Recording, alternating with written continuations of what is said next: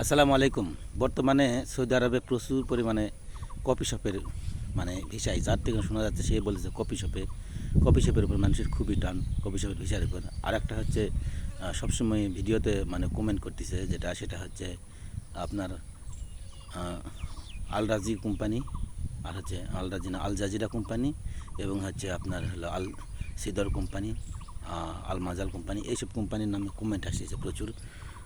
বলতেছে আমরা, কেউ বলতেছে ডেলিগেট দিছি, কেউ বলতেছে ইন্টারভিউ দিছি, কেউ বলতেছে মেডিকেল করছি, এই কোম্পানির উপর যাবো, এই নানান কাহিনী। বেশিরভাগই দেখা যাচ্ছে আপনার হচ্ছে আল রাজি গ্রুপের আল জাজিরা কোম্পানি, ঠিক আছে, সিফা আল জাজিরা, বিভিন্ন ধরনের আল জাজিরা কোম্পানি আছে।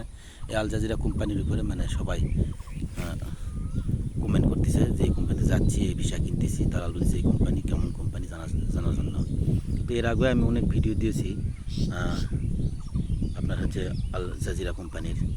তো আল জাজিরা কোম্পানি অনেক বড় কোম্পানি, ভালো কোম্পানি, অনেক গ্রুপ আছে, অনেক সাইডের কাজ আছে, বিল্ডিং কনস্ট্রাকশন আছে, ব্যাংকের আছে, ঠিক আছে, রিয়েল এস্টেট আছে, বিভিন্ন প্রজেক্ট, বড় বড় বিল্ডিং করে, যেমন বাংলাদেশের আপনার হচ্ছে মার্কেন্টাইল ব্যাংক যেমন বিল্ডিং করে করে বিক্রি করে, এরকম ভাড়া দেয়, এরকম আল জাজিরা এরকম হচ্ছে আপনার বিল্ডিং করে করে ভাড়া দেয়।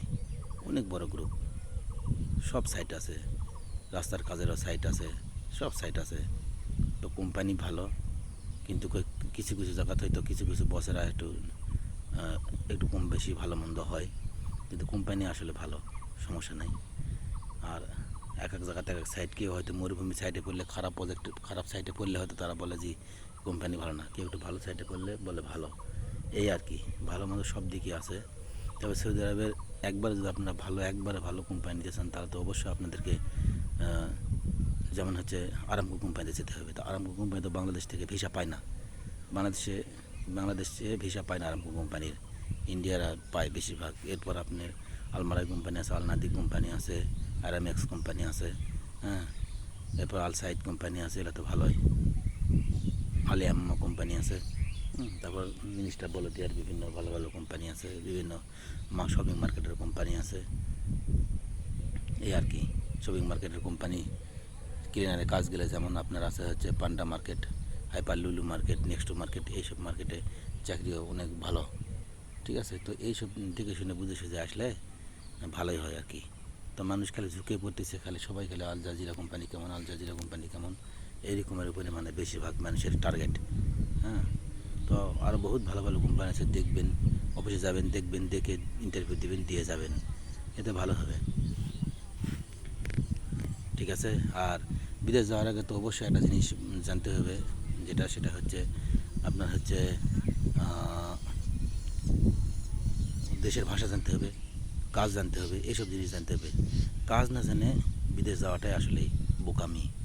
যে কোনো লোক কাজ না জেনে বিদেশ যাওয়াটা। আর একটা জিনিস হলো, কাজ না জানলে, কোনো কাজ জানেন না, কোম্পানি হেল্পারের মধ্যে গেলেন, বা কাজ জানেন না, কোনো আত্মীয় স্বজন আছে, তাদের হাতে কাজ আছে, কাজ দেওয়ার মতো লোক আছে, তাহলে গেলেন। কাজ জানেন না এবং কোনো কোম্পানিতে গেলেন না, ফ্রি ভিসাত গেলেন, যাই কী করলেন, অপরিচিত দালালের হাতে গেলেন, আপনি নিয়ে গেল, পার্কে নিয়ে গেলে ছেড়ে দিলেন।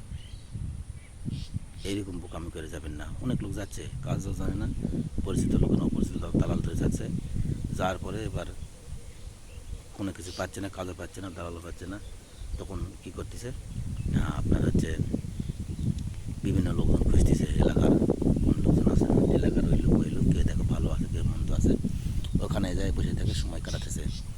মনে করেন আমার একটা ভাগনা বিদেশে গেছে, প্রায় বছরের কাছাকাছি হয়ে আসলো, আপনার হচ্ছে বছরের কাছাকাছি হয়ে আসছে। তো এখনও পর্যন্ত সে 50,000 টাকা দেশে পাঠাইতে পারেনি, কারণ হচ্ছে এরকম অপরিচিত লোকের হাতে গেছে এবং নিজে কাজ জানে না।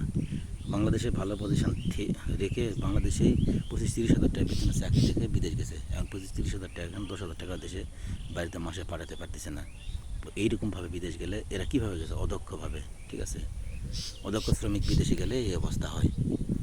দক্ষ হন, যে কোনো কাজের উপর যান, ওই কাজের উপর ভিসা খোঁজেন, বা ওই কাজের উপর কাজ দেওয়া পারবে কিনা সেরকম লোক খুঁজে ভিসা নিয়ে বিদেশ যান, তাহলে ভবিষ্যতে ভালো হওয়ার সম্ভাবনা আছে, ভালো হবেও আর কি। বহুত লোক আছে, আমরা নিজে চোখে দেখছি, বহুত লোক আছে বিদেশে গিয়ে থাকার জায়গা পাচ্ছে না, থাকার ঘর ভাড়া দেওয়া পাইতেছে না, চলে গেছে বিদেশ। তারপর খাবার বিল পাইতেছে না, কত কাহিনী করে চলতেছে। আবার কিছু কিছু লোক আছে আলসামো করে শুয়ে থাকে, বিদেশ যায়। বিদেশে আবার ফ্রি ভিসা যারা থাকে বিভিন্ন সাইটে কাজ এদিক ওদিক করে চলতে পারে, কারণ ওইরকম করলে আবার পুলিশেও ধরে। আপনার গাড়ি ধোবেন অবৈধ, আপনি বিদেশ গেছেন, হয়তো কাজ নাই, কী করবেন, কোনো কাজ পাচ্ছেন না, গাড়ি ধরছেন, গাড়ি ধোয়াটা অবৈধ, পুলিশ ধরলে ধরে নিয়ে যাবে, দেশে ফেরা দেবে। ঠিক আছে, তো এগুলাও সমস্যা, আকামা না থাকলেও সমস্যা। ফেরি বিষয়ে যাবেন, কাজ জানেন না, আপনি গিয়ে আকামা করবেন কী দিয়ে?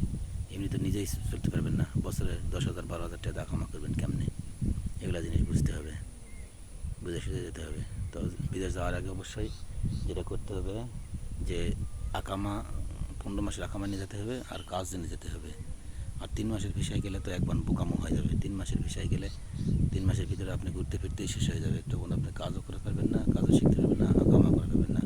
1 বছরের ভিসায় গেলে 15 মাস পাবেন, 15 মাসের ভিসায় গেলে কাজ কাম শিখে হলেও কিছুটা ছেলে ফিরে খাওয়ার মতো উপায় করা যায়। তো এই হচ্ছে বিষয়। তো সবাই ভালো থাকবেন, সুস্থ থাকবেন। সালামু আলাইকুম।